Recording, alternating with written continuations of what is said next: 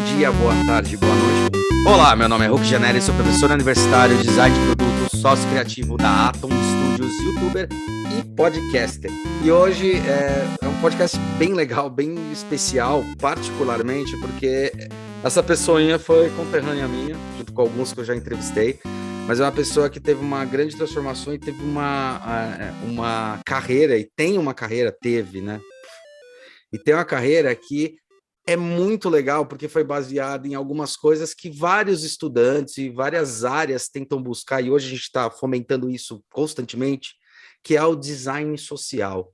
Só que olhar o design social não pelo meio de uma ótica exclusiva da pessoa, mas uma ótica exclusiva da comunidade a quem eu estou trabalhando. Afinal, fazer o design social não é eu fazer algo simplesmente para uma sociedade, é entender por que fazer, para quem fazer e como fazer junto com. Paula Adib é uma designer que atua no desenvolvimento de processos para além dos produtos em comunidades dentro e fora do Brasil. Com olhar humanista e orientado para a ação, Paula valoriza saberes endêmicos, resgata tradições culturais e prioriza matérias-primas naturais locais no desenvolvimento de produtos que aliam ética e estética de forma inovadora. O tripé Design, Sociedade e Natureza tem sido a tônica de todo o seu trabalho. Entre outros reconhecimentos, Paula foi vencedora em Londres do Prêmio Internacional Jovem Designer Empreendedor em 2006, promovido pela British Council, Prêmio TRIP Transformadores 2013 e selecionada pela BID Inovadores em 2013. Desde 2007, leva as bases do seu trabalho para outros países, abrindo novas portas para se pensar a atuação no design. Realizou workshops e palestras no Reino Unido, Holanda, Venezuela, Moçambique, Suécia e Hong Kong, inspirando ações de inovação social através do design. E nada, eu posso ter falado um monte de besteira aqui, mas nada melhor do que falar do que a grande Paula Adib, né? E a Paula, ela foi conterrânea, é um prazer enorme ter você aqui, Paulinha, e obrigado por ter aceitado o convite, viu? E são 8h40 da noite, para vocês terem ideia. Delícia, meu. Hulk, eu que te agradeço. É muito bom te reencontrar nesse lugar assim também, né? Porque a gente não se vê há um bocado de tempo, mas é isso. Me pegou de surpresa assim esse convite. Falei, meu, que delícia. Vamos lá, vamos ver né? O que nasce desse encontro? A gente já praticou tanta coisa junto, né? Nos idos tempos da faculdade, tanta coisa deliciosa, tantos projetos e tudo, né? A gente já sonhou junto. Vamos ver um tempinho depois onde a gente está, para onde a gente foi, né? Por onde a gente passou. Bom demais. Quais são as Obrigada, agradeço. sensações? Imagina, pois é, eu que agradeço. E é legal, a Paula é uma coisa legal. Paulinha, qual que foi assim o grande clique que te deu para você entender que o design social era uma solução plausível, interessante, que te faria ir em frente? Pois olha, interessante isso. Porque, bom, eu sempre conto essa história, né? Mas como você estava comigo lá na faculdade, você vai entender. A gente tinha um estímulo muito grande para olhar para o design internacional, né? Era assim, design escandinavo, design italiano, a gente estava sempre olhando para fora. E em determinado momento me bateu uma aflição, assim. Falei, gente, a gente não vai ser nada além de quase um design italiano ou quase um design escandinavo. Esse caminho, para mim, não faz sentido. A gente precisa olhar para o que o Brasil tem. E se o Brasil não tem indústria, o que o Brasil tem, né? Porque isso era um argumento, né? A gente não conseguiria ir adiante assim por conta das nossas estruturas e tudo mais, é uma questão histórica até, né? Sim, sim. Mas aí eu fui buscar, então, falei, ué, então tá, o que faz sentido para mim, né?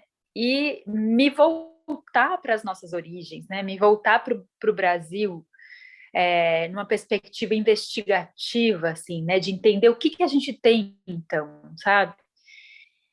Foi o meu caminho. E isso foi o que me encheu de sentido, sabe? Assim, que me deu direção mesmo para ir desvelando, né? Porque assim, nada era nítido, nada era claro, né? Acho que o caminho se faz ao caminhar mesmo, né? Uhum. Então, eu fui descobrindo no meio do caminho, eu fui descobrindo artesãos talentosíssimos, eu fui descobrindo, sabe, pessoas maravilhosas pelo caminho, e falando, gente, pelo amor de Deus, olha o que a gente tem aqui, né? E então eu entrei por esse caminho, né?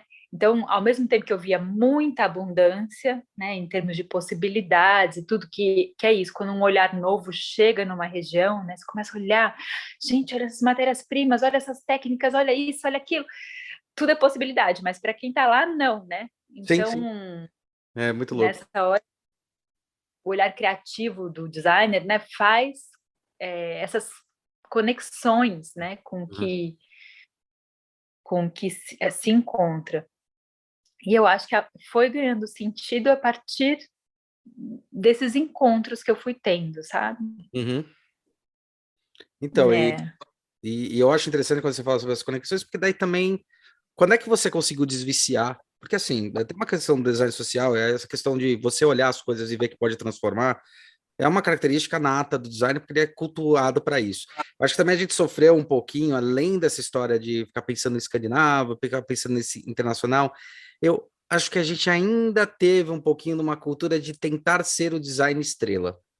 O que de certa forma atrapalha um pouco nessa questão de tipo, eu tenho que me mostrar como um designer que estou transformando, e não às vezes ser um agente de transformação de algo, que quando a gente fala sobre design social, é uma mudança de mindset radical, porque que nem você falou, eu vou no lugar, dou uma olhada lá nos materiais que tem, aquilo, meu, potencializa a minha mente a 300%, o que é natural para as pessoas. Só que ao mesmo tempo, eu não posso, sei lá, é uma pergunta, né? Eu não posso também ficar impondo algumas técnicas ou algumas coisas sem entender direito como funciona aquele lugar para poder realmente implementar alguma coisa eficiente, né? Então não é o meu olhar falando que eu fiz a transformação, mas é como eu posso ajudar eles a fazerem a transformação. É por aí, né? Sim, é por aí. E acho que assim, o que muda é quando você se desloca, né, e vai para essas localidades e encontra as pessoas e encontra as matérias-primas e encontra esse contexto como um todo, né? Uhum, Você percebe que, que todas as coisas elas estão ali, não é por acaso, sabe? uhum, Então, vamos dizer que aquela determinada matéria-prima, ela existe ali por conta das condições desse bioma. perfeito. Esse bioma oferta esse tipo de matéria-prima. Então, é uma característica. Essas culturas, essas pessoas estão aqui, elas trabalham e elas atuam dessa forma por uma questão ancestral. Então, você vai vendo que as coisas elas têm lastro, Uhum, né? Elas têm lastro. E que você é simplesmente uma pecinha que acaba de chegar. Então, se você não considerar essa rede complexa, interessante, rica, diversa, sabe? Você vai empobrecer esse lugar, entendeu? Você chega lá achando que você é o gênio, a estrela. Não, na verdade, não. Então, é um exercício de olhar, né? De perceber o que tem nesse lugar e tudo mais, e que tudo aquilo só vai ser rico, né? Digno, vamos dizer, se você ativar aquela história toda, né? tá, Então, eu falo muitas vezes assim que meu trabalho é muito mais de articulação, né? Dessas forças de cada lugar para a perfeito. gente transformar isso, né? Uhum, Então, nessa hora eu acho que o ego ele vai para um lugar muito assim, sabe, aquela coisa de assinar a peça ou qualquer uhum, outra coisa, porque você está ali numa articulação muito mais interessante, assim, ao meu ver, né? uhum. Dentro do que eu Sim. busco, enfim, dentro do que eu entendi como, não sei, como se fez o Proposta meu de caminho. trabalho, entendimento do que é design mesmo, qual a transformação, por aí, né? Exato, e me gerou muitos elos, assim, né? O elo com as matérias-primas, o entendimento dos processos das matérias-primas, entendimento das cadeias produtivas, do tempo, né? Do tempo manual, porque na grande, vasta maioria das vezes isso são trabalhos que são feitos de forma Fato. artesanal, né? Manual mesmo, no tempo das mãos, enfim. Isso é muito, né, então, isso é muito louco, né? Porque você teve que rever algumas coisas, porque você já tinha uma pegada assim, você começou a se transformar bastante na faculdade, quando você começou já a ter esse olhar. Porque eu sei que houveram algumas pessoas, tipo, eu sou um exemplo que eu tive que me reinventar depois que comecei a entender isso. Você já tinha um pouco dessa pegada. Teve coisas que mesmo assim te transformaram, e por que te transformaram e como te transformaram? Hum, como assim? Eu já tinha essa pegada. Opa, eu lembro de você na faculdade, você já tinha um olhar meio tipo para o outro, né? Tá certo. Enquanto a gente estava com um olhar um pouco mais o que eu estou fazendo, o que eu posso fazer para assinatura, porque aquilo lá, a gente teve uma cultura, quando a gente estudou, de tipo, se transforme em uma estrela, se transforme em um nome, façam sucesso, sejam, né?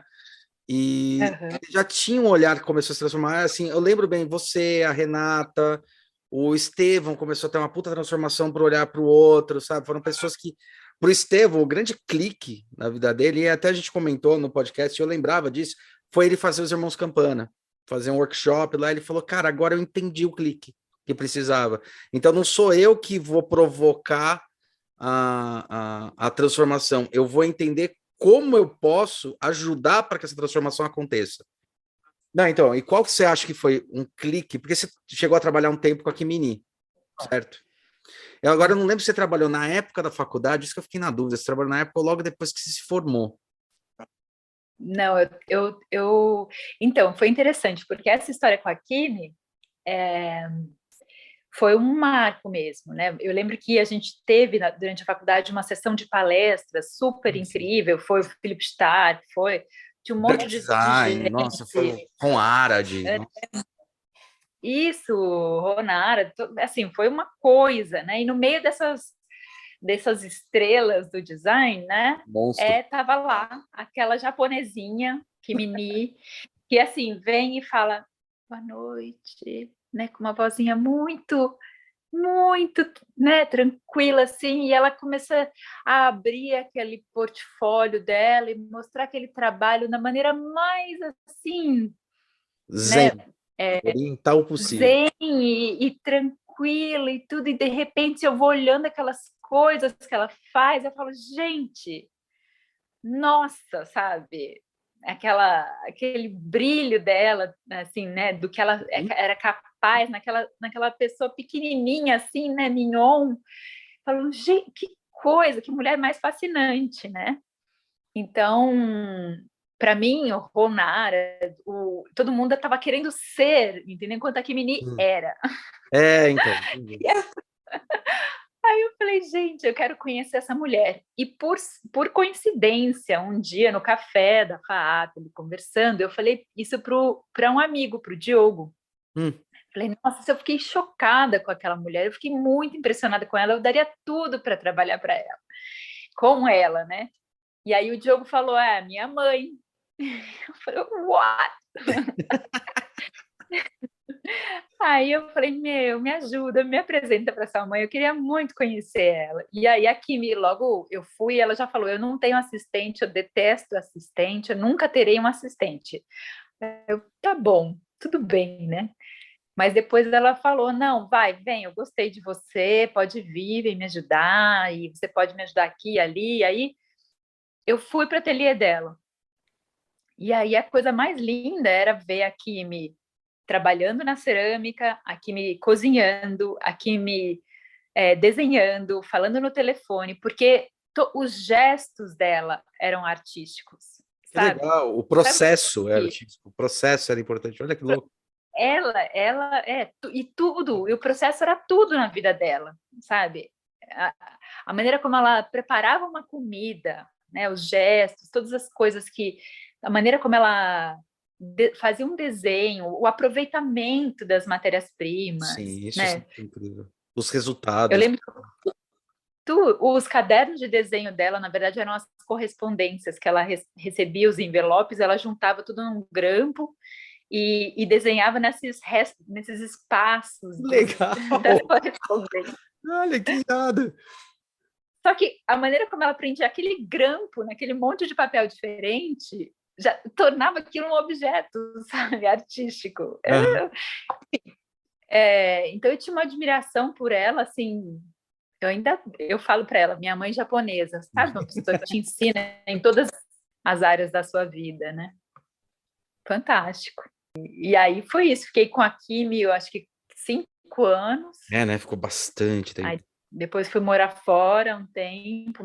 Foi quando você foi para Morei fora Inglaterra? uns 2 anos e Pra pouco. Inglaterra, né? E na verdade, eu fui na verdade fazer um trabalho, fui fazer assim uma viagem simples que depois desdobrou em muitas outras coisas. Eu ia ficar 3 meses e fiquei 2 anos e 2 anos meio.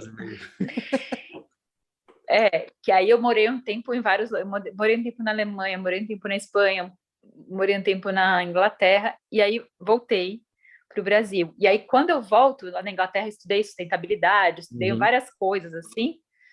Quando eu volto assim, para mesmo mergulhar na história do Brasil, assim, né? Com um olhar um pouco mais ampliado, mas me jogar para dentro das comunidades. Você voltou para olhar o Brasil para entender a brasilidade ou voltou para olhar para o Brasil com um olhar um pouquinho menos viciado em relação a qual é a brasilidade, mas assim, qual é a potencialidade que tem no Brasil? O que você viu que mudou? Muito de quando você saiu daqui, olhava o Brasil de um jeito, quando você vem, depois de ter... Porque assim, a gente está falando a Paula fazendo sustentabilidade, hoje a gente às vezes pratica isso na universidade ou alguma coisa, você está falando que é 2006, 2007, né, Paula? Não, tô falando de 2004, 2003. Então, eu sabia que estava bem próximo, né? Porque, assim, você está falando de 2004, 2003, para ter ideia, eu achei até que era 2000 2006, 2007. Meu, isso quer dizer que naquela época era quando estava começando a querer surgir a ideia do que viria a ser hoje, já até cansado de falar, do design thinking do Tim Brown. Então, sustentabilidade estava o quê? 10 anos em pauta, porque foi na Rio 92 que começou a ter uma discussão mundial. Então, quando ela vai para lá e volta, ela tá falando de coisa, cara, de 20 anos atrás, praticamente. Então, é outra mentalidade. Então, imagina você vir para um lugar, sair de um lugar que está começando a estudar a sustentabilidade e levar essa relevância e voltar para um país que ainda estava tentando entender se iria se industrializar, de que maneira ia fazer, e tinha algumas questões aí meio mal resolvidas, né, em relação à tratativa. Mas eu acho que essa experiência fora me deu, de certa forma, uma tranquilidade para ir para essa produção de baixa escala, sabe? Para essa produção manual, em paz, sabe? Sem essa cobrança de industrialização, sabe? Eu consegui chegar de um lugar que viveu tudo isso, né? Exauriu seus recursos, exauriu tudo, né? E onde o fazer manual era exaltado, né? Então, quando eu venho para cá e olho para as nossas matérias-primas e olho para as potencialidades e técnicas que lá morreram, mas que a gente ainda tem vivo aqui, é um conhecimento muito emaranhado com a cultura, né? Um lugar assim até, né, vernacular, assim, uma coisa que é, né, muito único, assim. Eu chego eu encontro isso com conforto, assim, sabe? Como um reencontro com algo que é possível, sem nenhum peso e nenhuma cobrança, sabe? Acho que a temporada fora me deu esse clique, assim, de poder navegar pelo universo artesanal como designer. Entendi. E não como um designer industrial que, tipo, tá falando, como produzir mais. A questão não era como produzir mais, é como produzir melhor, né? Eu acho que esse discurso que Como você falou... produzir com sentido, com eu sentido. acho. Boa, boa. Verdade, verdade. Isso aí é legal porque é um discurso bem claro na questão assim, cara, slow design, chega de fast fashion, chega de coisa, vamos fazer o slow. E o que é o slow? É repensar, recriar, reinventar. É interessante o que você está falando, tem duas coisas que é um clique interessante, né? Você vai para uma cultura, você vai para o velho mundo, né? Que a gente chama, o velho mundo tal, E aí no Velho Mundo você fala, caramba, quanta coisa morreu aqui, quanta coisa os caras se arrependem, ou sei lá, qual é a visão que você começa a entender. Aí você volta para o Brasil e começa a entender, cara, a gente ainda tem. Eu acho interessante porque eu comecei a pirar o quanto isso é quase uma máquina do tempo, sabe? Puta, lá os caras estavam tristes porque tinham e não tem mais. Aqui a gente tá triste porque a gente tem e não sabe usar. E daí como fazer essas transformações, né? É muito louco isso, cara. Nunca tinha pensado sobre esse viés, mas é muito louco. É muito louco. Eu acho. E aí, essa coisa assim, de fazer com sentido, né, de olhar para o processo como um todo mesmo, né? Então, olhar assim, desde né, do manejo da matéria-prima, da sustentabilidade, assim, real, né? Da gente Uhum, pensar a cadeia como um todo e depois fazer as pontes, né, para que isso vá para o mundo. Mas eu acho que eu encontrei muito, muito sentido, assim, nisso, sabe? uhum, Então, chegar num lugar, entender com o que eles utilizam, aí entender da onde vem essa matéria-prima, entender na escala, era quase uma equalização, sabe? Muito sensível, assim, muito delicado de tudo que tinha ali. Então ficava puxava assim, né, um fio assim mais harmonioso para que as comunidades elas se desenvolvessem a partir de um centro organizado. uhum. É interessante isso que está falando, porque parece uma descrição de um ecossistema. Quando você fala, se eu tenho uma Uhum. harmonia em estrutura, então como é que eu equilibro esse ecossistema sem tirar ele do eixo ou do desequilíbrio, né? Acho que é um negócio muito louco, você se conecta desse jeito, né? Ah, isso é. E aí você tem essas esferas todas, né? Você tem a esfera das matérias-primas, mas você tem a esfera das pessoas, você tem a esfera da cultura, você tem a esfera, né, dos saberes ancestrais, assim, as coisas elas todas sei lá, elas formam uma rede, né? Uma teia, assim, né? Que se você consegue, né? Isso, eu acho que equalizar, né? E organizar, você potencializa tudo isso. E isso eu acho muito louco. É interessante pensar nisso. O que eu estava pensando aqui, que é uma coisa que eu queria te perguntar, refletindo aqui no que você está falando, né? Qual que você acha que. Estava pensando aqui, qual que você acha que é a diferença entre a cultura e uma coisa antiga? E se existe essa diferença? Por exemplo, a gente fala, isso aqui é muito antigo, era feito antigamente, diferente de uma coisa cultural que está enraizada. Qual que você acha que é a diferença que torna uma coisa realmente cultural e que aquilo vira não mais uma coisa antiga, mas cultural, da raiz do coisa, diferente de alguma coisa antiga, de uma coisa ultrapassada? Hum. Ai, que pergunta difícil.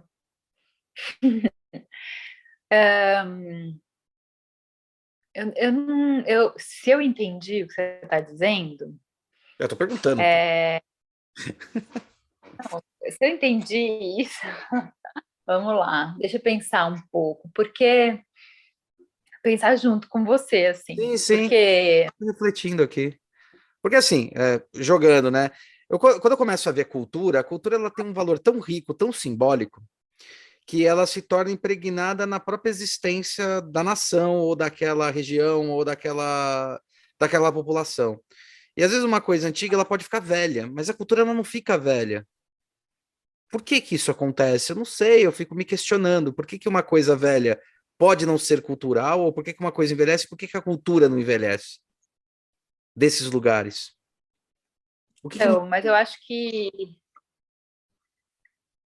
é, acho que é assim, que eu vejo a cultura é uma coisa que ela está em movimento, né? Ela está assim, vamos dizer que tem um amigo que fala, o único jeito de você formar cultura, criar cultura, é fazendo fermentação, né? Então pressupõe-se uma coisa provavelmente é o biólogo. viva. Qualquer um que faz pão sabe disso. É. Mas é isso. Você Então pressupõe uma coisa viva, né? É uma coisa em movimento, né? Eu acho que uma coisa que se desconecta disso e vamos dizer assim, aquela sensação, não, precisamos preservar isso, vamos preservar e amarrar ali no tronco da história e vai ficar ali preso. Pronto, isso virou uma coisa antiga. E Uhum, talvez isso se desconecte do presente, perfeito. né? E isso perca, assim, perca essa capacidade de renovação que a cultura tem, né? Uhum, Então, eu acho muito feliz, assim, quando você consegue se aproximar com o intuito de somar, né? Porque aí você soma, e isso entra, isso faz parte da cultura, e isso se transforma junto, né? uhum, Eu também não acredito em gente que chega de fora com a ideia pronta, sabe? uhum. Que vai levar a solução da vida das pessoas. Fala, meu, não, nada disso é possível, porque se você não se conectar para formar a cultura, você levou um alien para dentro de alguma coisa, Uhum. você não está cooperando com colaborando, né, Uhum. com essa formação de uma cultura, né? Co-criando Deu para numa. entender? Deu, claro, deu. É Lógico. essa conversa, assim.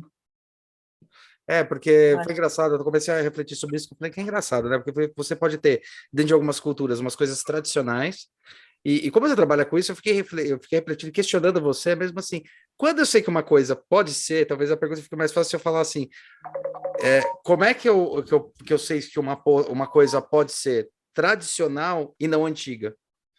Como é que ela se mantém tradicional nessa cultura, e eu percebo que aquilo é tradicional na cultura e não é antigo? Porque a nossa sociedade é muito comum a gente acabar julgando e classificando as coisas como antigo. E às vezes, na verdade, ela é tradicional. E nessas culturas parece que o tradicional se mantém.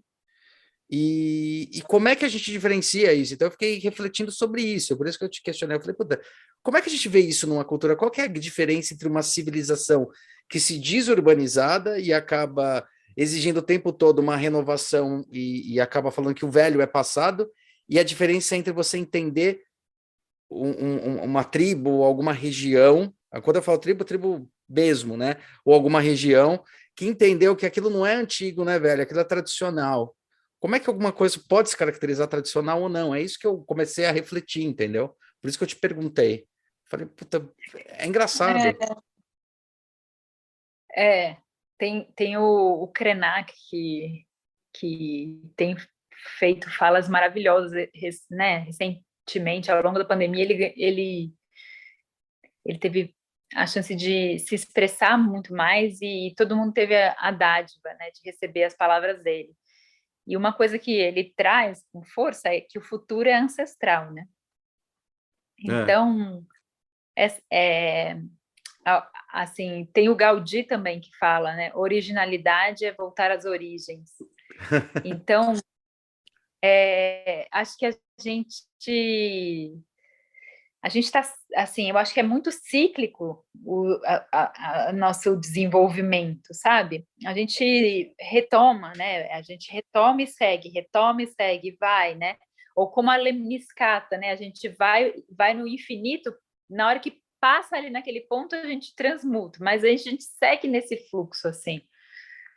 Então, é, né, a gente se revisita e vai, e vai. Eu acho que essa riqueza, assim, né, de manter, que eu falo, manter a cultura viva, é, é você carregar esse lastro, assim, né, você levar adiante algo que, assim, é, sabe, não dá para você passar uma faca e falar, vou fazer o novo. Uhum. Sim, não sei, quando as coisas, elas têm esse lastro, assim, elas estão amarradas em algum lugar, você percebe de outro lugar, assim, né? Não é gratuito, não Sim. é porque está na moda, não é porque está Uhum. usando, não é porque é porque ele vem de outro lugar. E Sim. eu sinto que aos poucos isso vai ganhando valor, Sim. né? A gente vai buscando coisas que façam sentido.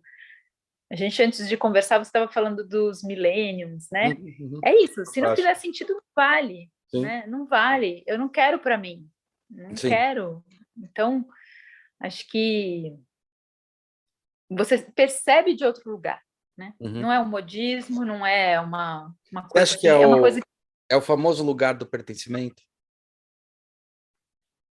Igual a gente está discutindo É, nas cidades hoje, que o lugar do pertencimento não é a cidade necessariamente, mas são as culturas que agora estão introjetadas. Eu estou entendendo que uma cidade é muito mais orgânica em relação a tipos de pessoas, tipos de movimentos, esses. Porque às vezes eu enxergo esses movimentos contraculturais como sendo o urbanismo do que era tradicional. Então, assim, é o retorno a esse entendimento do homem como natureza. Mesmo nas cidades, interpretar o espaço da cidade e mover o espaço da cidade organicamente. interessante isso. Não dá, acho que a gente vai poder ver isso acontecer em um monte de coisas, né? É, Em eu um lembro. monte. Eu tô falando isso Fala. porque é interessante. Não, completando, né? É interessante porque quando eu fiz o estudo de algumas coisas, principalmente do Largo da Batata, que foi uma coisa que eu fui falar com a Laura trabalhou com a gente, e tal, então eu conhecia bem a Laura, eu fui fazer um estudo com isso. E tinha um discurso interessante nela, que quando você tá. Eu tô pensando nisso agora, né? Tinha um discurso interessante nela quando você falou, que ela traz essa ideia lá da Espanha, quando ela foi morar, ela falou: puta, legal esses movimentos culturais, vou trazer para São Paulo. E ela faz lá no Lago da Batata, que nem você tem o Pedais Verdes, que nem você tem um monte. Aquelas tiazinhas que eu sempre esqueço que faziam os crochêzinhos, eu começo a ver a invasão dessas tribos nessas cidades e a ressignificação dos espaços. E o espaço da batata ele só era transformado pelas pessoas que entendiam o espaço da batata, convivendo com ele e interagindo com esse espaço. Tanto que uma das coisas interessantes desse movimento é assim, o que eu fiz na batata não necessariamente vai acontecer na Sé, porque essas são outras pessoas, outras transformações, outras localidades. E daí a gente discute muito nessas novas cidades, que eu acho que faz parte também das cidades, das smart cities. Para mim, smart city não é tecnologia, smart cities são cidades bem usadas, bem populadas, né? O quanto isso não é um retorno para o primórdio, não é uma ressignificação dos espaços que antes eram tipo, a cidade é o moderno, não ocupem, é uma revalorização. É, a sensação que dá, né, quando você passa pelo Largo da Batata, você olha e você fala, aqui existe gente querendo ser gente, E, sabe? Uma mano, sensação como essa, assim. Então, parece que tudo ali quer lembrar, né? Quer, de repente, ter uma agrofloresta no meio de um canteiro, e, né? Ou as coisas assim, é isso, esse encontro, né? Que do ápice do urbano com assim que não abre mão, né? Abre o asfalto, sai aquela brota alguma brota. coisa. É. É. E aí eu acho lindo assim, porque faz sentido para muita gente esse Sim, lugar, né? E aí tem uma apropriação desse espaço novamente, né? Uma reapropriação e ele renasce, né? Mas ali de dentro dele mesmo, assim, né? sim, sim. É porque é louco, né? Porque a cidade ela foi construída, foi montada. Porque é interessante estar discutindo, eu estava discutindo isso porque eu acho engraçado. Quando você foi para lá, começou a estudar isso, a cidade ainda era cidade. Você tem um começo da ocupação da cidade como, puta, eu pertenço à cidade, então, portanto, eu posso transformar quando você tem uma ressignificação dos valores que estão dela mesmo. Então, assim, pô, eu pertenço, mas eu posso transformar, eu faço parte disso. Eu posso repensar como eu posso usar esse local e usar esse local pelo local. Então, quando você descreveu as tribos, eu falei, poxa, está acontecendo essas são as tribos urbanas que estão acontecendo e ressignificando espaços, né? Hoje a gente até fala sobre as culturas, o quanto as cidades não têm mais um centro, ela tem centralidades de ação. Então, cada região pode se transformar radicalmente, né? De acordo com a comunidade que está ocupando aquilo lá. Então, não precisa mais uma cidade ser uma cidade. uma cidade agora se ressignifica, né? Então, quando você estava descrevendo a trilha, eu falei, puxa, e a gente não tá acontecendo isso agora, nesse movimento da cidade? Será que não é o reentendimento da ocupação do homem no espaço? Será que não é esse a grande E, busca da cultura? e de forma criativa, né? Oh, E de nossa, forma livre, assim, com muita liberdade, né? Então, aí a gente, é isso, aí a gente experimenta, né? Aí acontece a inovação, aí acontece, abre-se um campo, né, para o erro até, né? sim, Para o erro, porque é pura experimentação, né? então, Não esse é o tem uma problema, né? regra. Esse é o problema. Eu acho engraçado quando a gente fala de erro, a gente é tão punido pelo erro, e o erro é a única forma de você entender qual é o caminho. Super, não, tem que errar muito mesmo, né? Porque assim, um dos processos, né, quando a gente vai para as comunidades e tudo, é esse brincar, né? É brincar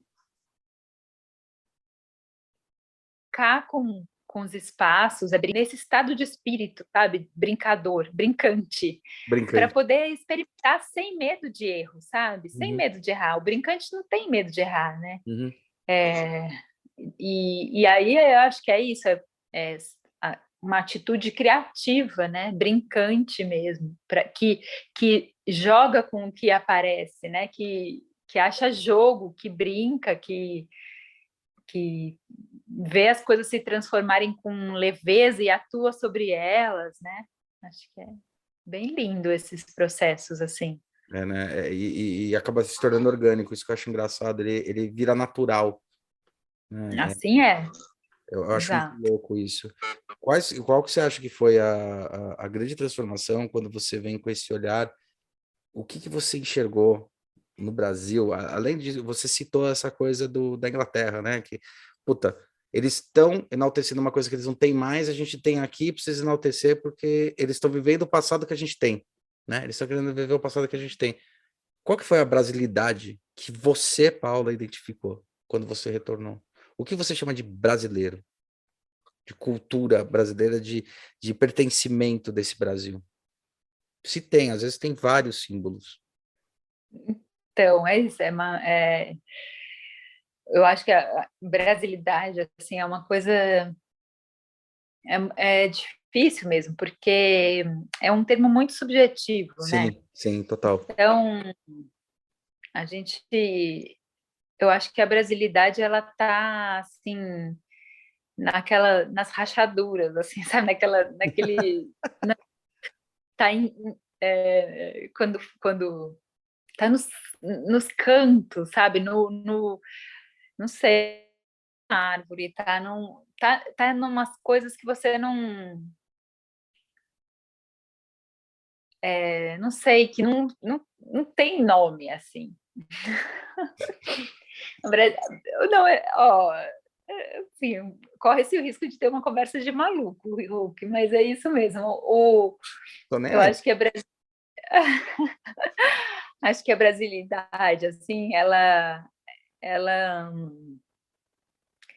é o espírito da coisa, sabe? Já que a gente pode Hum. falar de coisas malucas, porque é isso. Qual é o espírito da coisa, né? Qual é o espírito desse lugar? Do que ele é feito? Ele é feito de tantas nuances, assim, né?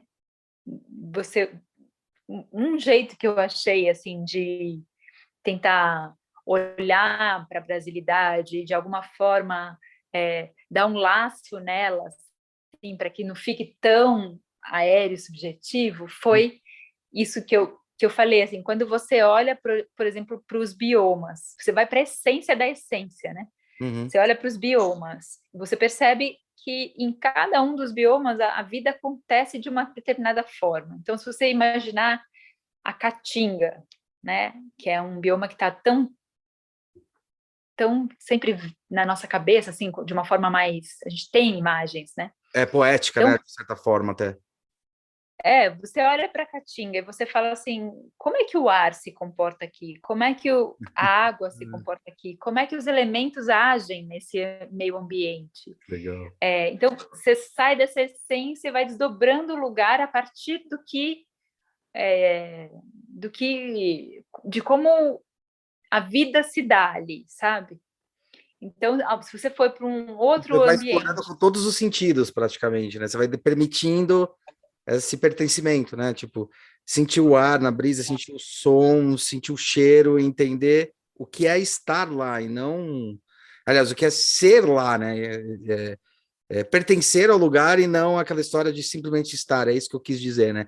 Você entende o lugar de pertencimento e não, eu tô aqui, tudo bem. Diferente de tipo, eu estou sentindo aqui. Diferente de eu estou aqui, né? exato. E se você olha, por exemplo, para como a água se Hum. comporta em cada lugar, Ah. né? Então, a escassez da água, ela vai dar o tom desse lugar, de como a vida acontece nesse lugar. Então, se você olha uma caatinga, você olha uma mata atlântica, então como é que é o desenho, né? É agudo na caatinga, Sim. né? É pontiagudo, é aquelas Folhas coisas assim. finas para perder pouco calor, tem toda essa, né? É muito louco. Então, e o chão, as linhas, né? A linha é muito mais dura, angulosa, né? A vida acontece em ângulo, aquelas, né? Os galhos, as galhadas. Já na Mata Atlântica, com aquela abundância da água, né? Tudo grande, as folhas grandes, um verde intenso, o chão, né? Como a vida se dá ali, é totalmente diferente. Então, com certeza, a maneira como a vida na Caatinga, pela falta ou pelo excesso da água, enfim, a vida na Caatinga acontece, ela vai refletir culturalmente, ela vai se desdobrando, sabe? Esse chão, essa essência, ela se desdobra em muitas camadas. Uhum, Então, se você pegar os pampas, por exemplo, né? O uhum, modo de vida dos pampas é totalmente diferente, né? Aquele uhum. vento que não para, né? Ou os ciclos do Pantanal, como a vida acontece. Então, acho que quando você pensa a brasilidade, ela é um desdobramento dessas características essenciais de cada lugar. Por isso que eu falo, ela pode estar na casca de uma árvore, no cerrado, por exemplo. As cascas de árvore, elas dão notícia de como a vida acontece aqui, né, no cerrado, que agora, por acaso, eu estou morando no cerrado. Mas é isso, o meio da notícia de como a vida acontece, como a vida se desdobra, como a cultura de um lugar se desdobra. Se você olhar para a cidade, você também vai ter notícias de como a cultura se desdobra a partir do que esse lugar oferece, né? Mas é isso, pegando exemplos, assim, quando você vai para esses biomas diversos, né? Você consegue ir observando, assim, de uma forma interessante, né? Como cada bioma e, e como acontece a vida nesses lugares também, né? Tudo é um reflexo, parece. Com certeza, né? A comida, o que se come, como se veste.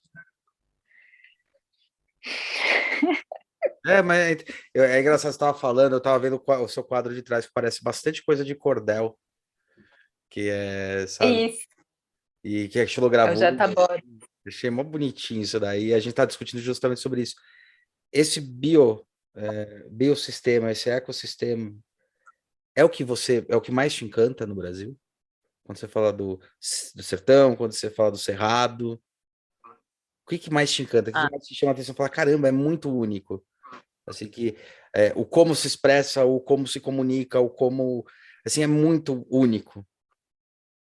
eu acho que é essa diversidade, com certeza, né?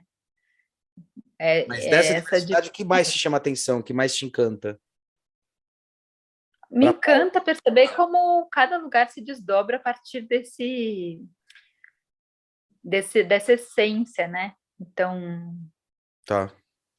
E eu acho que isso que é a coisa que mais me encanta mesmo, porque é uma diversidade enorme, uma, né, não sei, uma riqueza que difícil encontrar em qualquer outro lugar. Qual que foi um trabalho que você falou assim, esse me transformou e eu entendi? Ave Maria. Acho que eu venho Óbvio, sendo transformada. todos transformam, mas tem alguns que dão aquele, ah, caramba, nunca tinha olhado sobre essa ótica, ou nunca tinha percebido sobre isso, porque a gente está falando de design social, ou é o que você trabalha bastante, o ecossistema, o design social, e a gente começa a perceber que o design social é mais do que eu falar da comunidade, mais do que eu falar, ou sustentável, mais do que eu falar se é bonito botar plantinha, ou aquele erro crasso que todo mundo cai, ai, só o fato dele ser biodegradável está resolvendo isso. É entender o ecossistema com a pessoa no lugar do pertencimento, que é o que a gente discute bastante sobre sustentabilidade. Sustentabilidade não é o distante, sustentabilidade é como você torna a sua vida e a vida ao seu redor sustentável. Então, uma coisa que eu venho refletindo sobre isso, que eu acho que está acontecendo uma grande transformação, meu primo, ele é indigenista. E uma coisa que ele falou uma vez, lá atrás, a gente até estava na faculdade, foi uma coisa que eu comecei a perceber que ele falou, as tribos indígenas, elas não têm a terra, elas entendem que elas estão naquele momento usando a terra e não usufruindo no mesmo tempo do espaço dela. Então, ele convive em torno da natureza, eles não têm um local de posse. E às vezes eu acho que a gente está começando a ressignificar isso nós hoje, as novas, que é aquilo que a gente está falando, os milênios ressignificando isso, entender que talvez o espaço não seja um lugar seu, mas é um lugar de pertencimento comunitário, tal. E esse tipo de coisa, quando eu comecei a observar, me transformou muito, né? Que eu falei, pô, então, hoje em dia, quando eu vou questionar um projeto, eu não questiono o que o cara quer, eu falo qual é o lugar de pertencimento dele. O que é relevante para ele que eu posso entregar, independente se eu vou entregar alguma coisa aqui ou fora, né? Isso me marcou bastante. O que você acha que te transformou? Você olha assim e fala, puta, isso aí deu um clique. Quando você começou a Eu observar acho que, todo esse sistema. então, eu acho que a minha prática, né? A minha prática está nesse entendimento do ecossistema. Sim, Então, dentro disso existem coisas que simplesmente fazem sentido e coisas que não fazem sentido, né? perfeito. Quando eu falo de equalizar, quando você vê assim uma coisa desorganizada, que você vai para equalizar assim as forças e as possibilidades ali, é muito real isso. Então, hoje, para mim, qualquer projeto que eu pegue, seja para uma grande indústria ou seja para uma comunidade, eu fico buscando essas linhas de sentido. O que faz sentido? O que dá sentido? O que é que faz sentido dentro desse contexto aqui, né? Tá, Então, é muito comum você ir para o trabalho com uma indústria e perceber que, meu, eles estão querendo, porque a área de marketing estabelece perfeito. coisas, metas, coisas, mas que não faz o menor sentido dentro KPI, que pai, os KPIs. de biografia da própria empresa, dentro dos desejos. Aí você fica na maquiagem da história só, você fica refém, maquiando uma história, quando ela pode ser real, e pode fazer sentido, e pode ter sentido, e pode de fato gerar mudança. E aí você fica preso no storytelling, né? E não, na verdade, entendendo qual é o verdadeiro storytelling. O que constrói, quais são as bases desse storytelling, assim, né? Então, acho que para mim é isso. Várias vezes, assim, meu exercício é buscar sentido, assim, faz sentido? Como é que eu faço isso? Aí várias vezes vou criando um caminho, né? E falo assim, não, aqui não dá certo, né? Aqui não, aqui. E aí vai puxando esse fio de sentido. Acho que esse é meu clique, assim, Seu que é clique. o meu, que se tornou a minha prática, vamos dizer, né?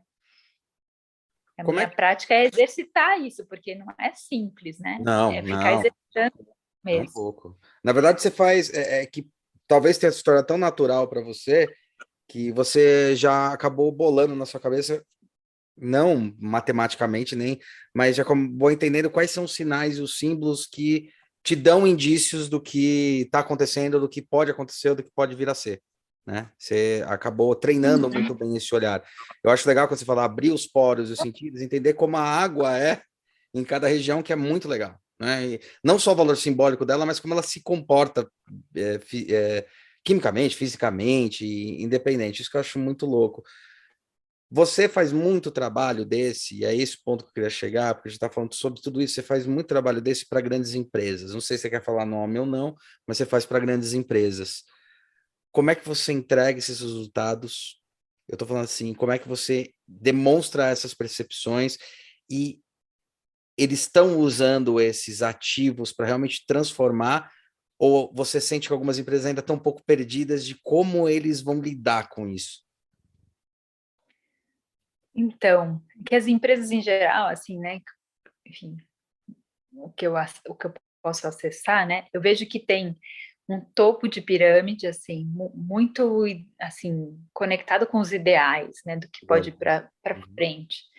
Tem uma base que muitas vezes está funcionando, assim, tá legal, mas tem um meio dessa história que faz com que as coisas não se conectem, É, sabe? é muito louco. É.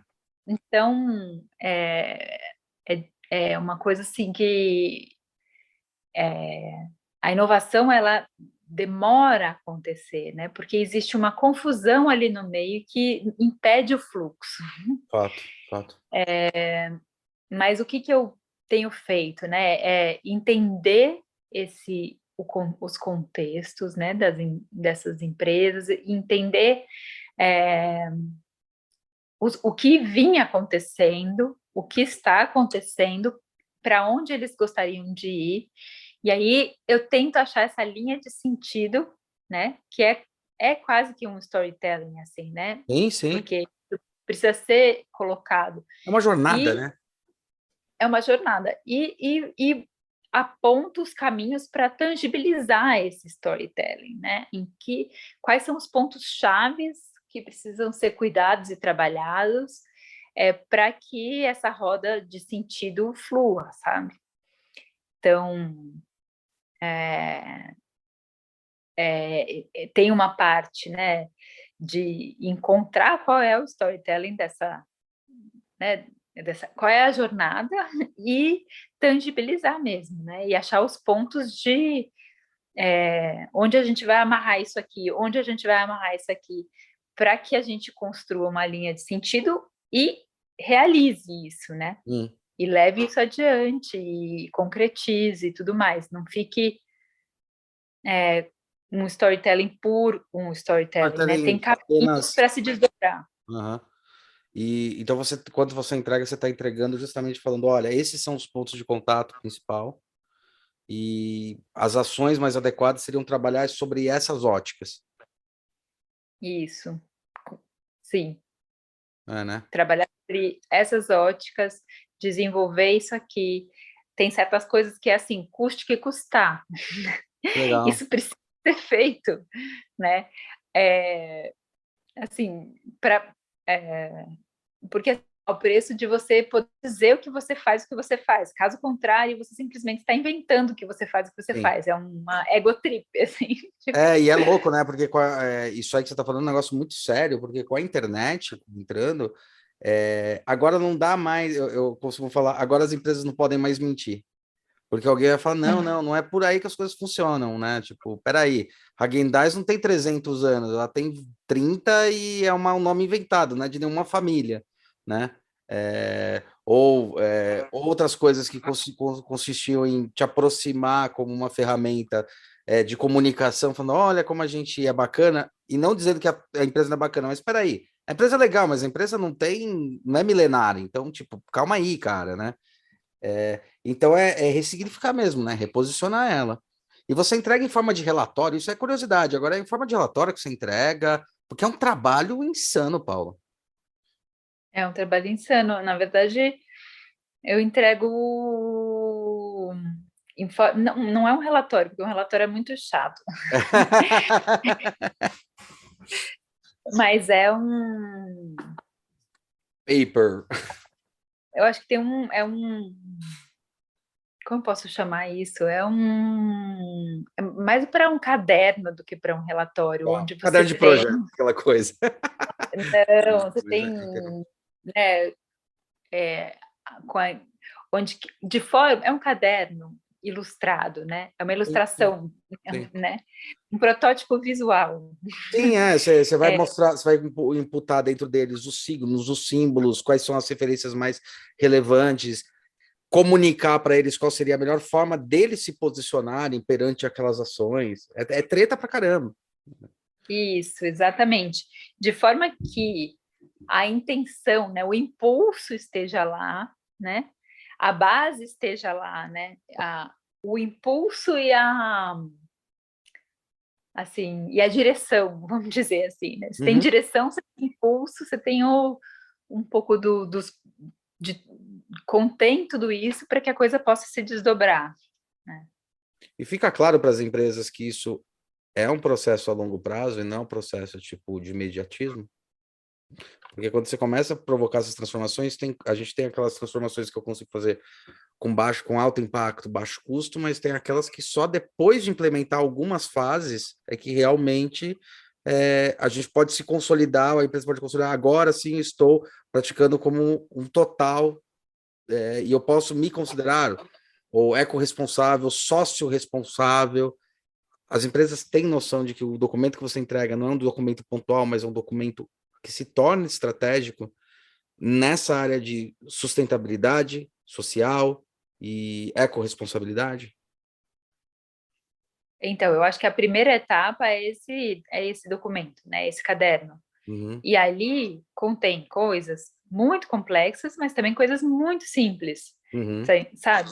Então, Sim, num caminho das pedras, é possível você iniciar por ações simples, por sim, coisas que não vão demandar, né, a manobra de um navio.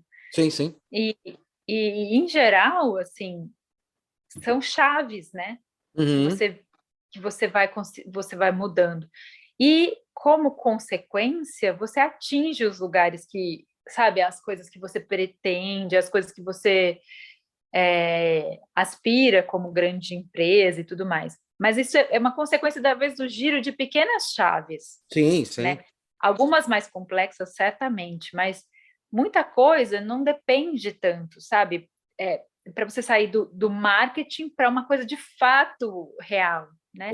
Aham, Isso vai variar de caso a caso, um pouco sim. como cada empresa está, em que posição que está e tudo, né?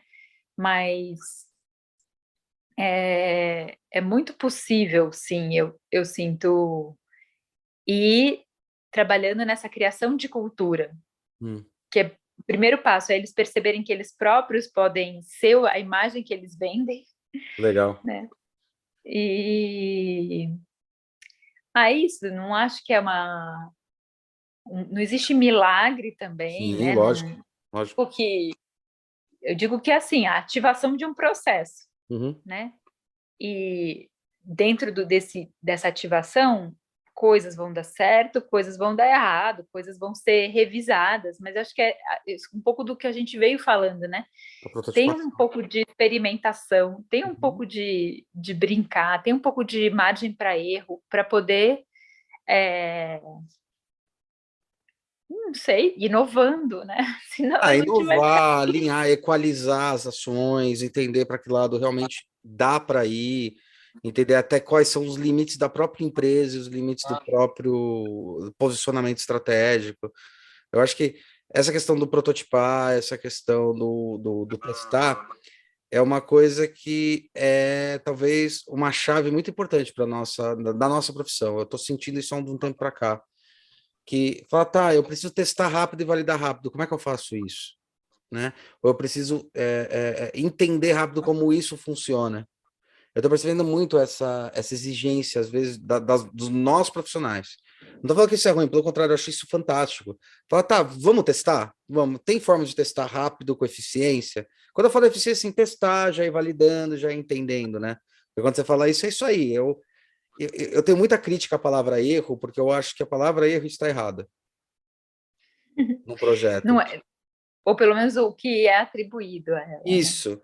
Eu não acho que eu sempre penso na seguinte frase, né? Até às vezes comento para os alunos que eu falo, tem que começar a olhar o erro com outros olhares, né? Porque se a gente for olhar assim muito apertado sobre a semântica da palavra erro, você vai falar, você erra mais do que acerta, né? Você mais tenta coisas do que efetivamente chega. Até porque para chegar, você precisou passar por caminhos, e para passar por caminhos, você precisou testar e validar aquilo. E aí eu falo, meu, é uma brincadeira que assim, o Thomas Edison, ele não fez 108 lâmpadas, ele errou 108 vezes, ele achou 108 formas de como a lâmpada não é feita, mas isso foi fundamental para entender como ele chegaria na solução.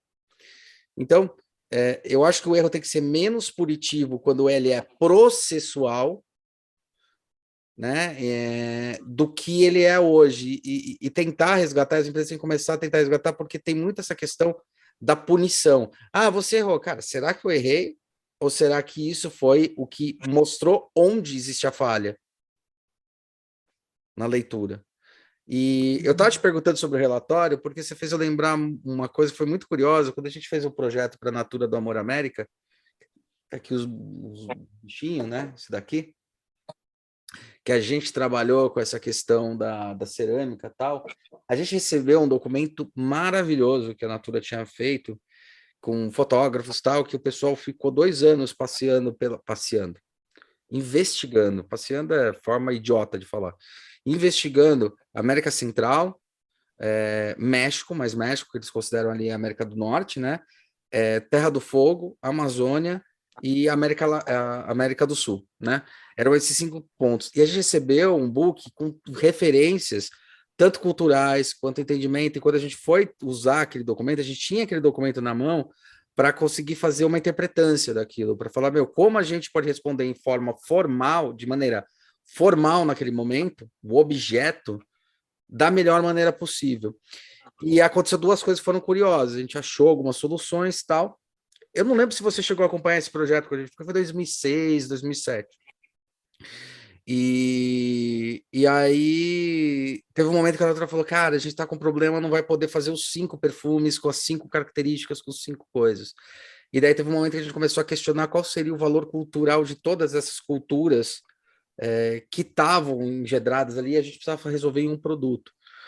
E daí a gente identificou que todas elas tinham vasos, ânforas, né? Culturalmente, essas ânforas serviam para guardar essências, guardar grãos, guardar um monte de coisa. Daí a gente falou, puta, eu acho que talvez a grande comunicação, porque agora ferrou, né? Agora não pode ser 5, tem que ser 1.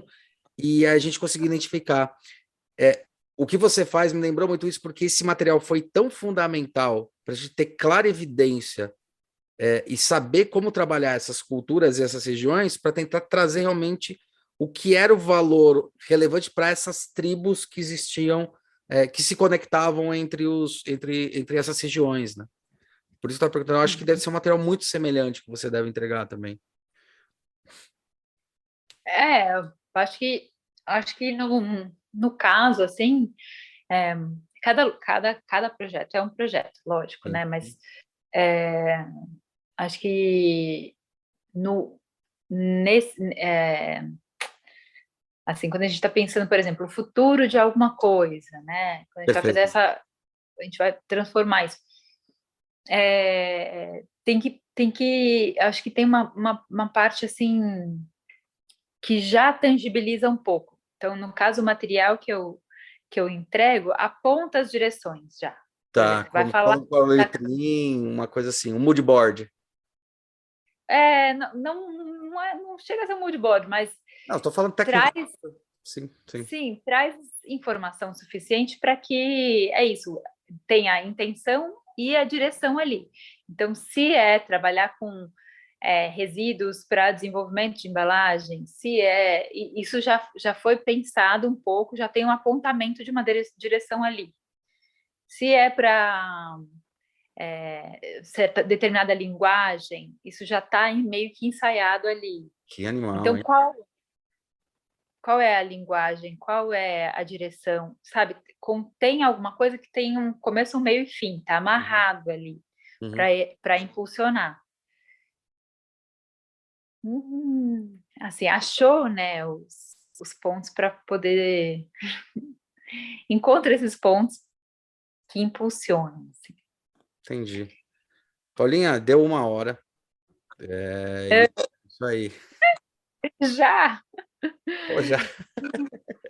Já, eu guardo aqui no relógio para não ter problema, para não abusar dos meus entrevistados. Eu queria saber se você quer comentar alguma coisa, se quer finalizar com alguma coisa.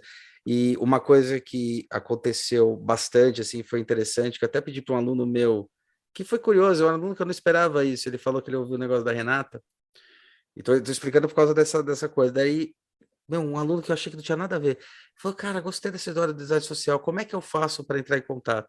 Como é que eu faço para entrar em contato com a Paula? Se eu quiser conversar sobre isso, se eu me interessar por isso, como é que a Paula pode ser a minha futura Kimini? Ai, mas eu tenho um monte de conversas com vários alunos, sabia? Sim, sim, sim. Barone, o Milton, todo mundo me manda alunos. Sim, sim, E sim. tem outras pessoas que vêm também de vários lugares.